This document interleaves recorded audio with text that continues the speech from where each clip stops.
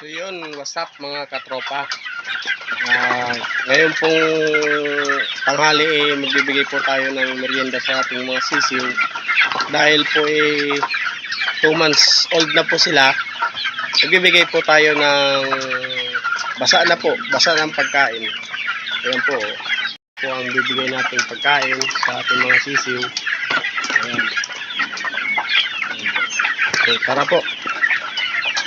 Kain na po tayo.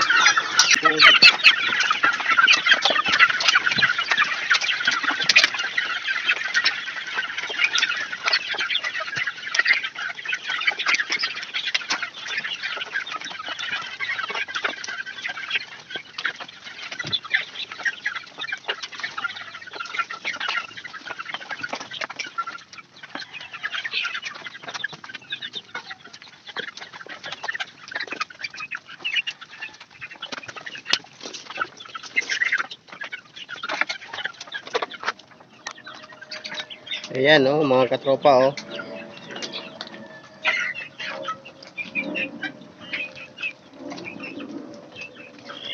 Basa na pong patok ang binibigay natin para po hindi po dry yung katawan nila. Sa sobrang init po, nagda-dry po yung katawan nila. Kaya bibigay po tayo ng basang pagkain sa kanila sa tanghali. Ayan po. Napakainit po.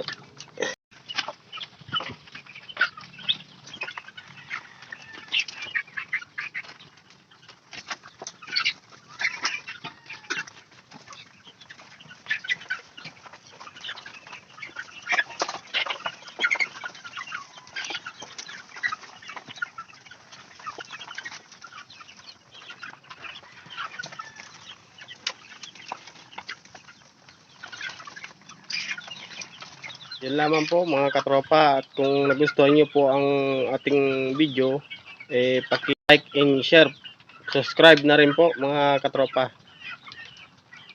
Salamat.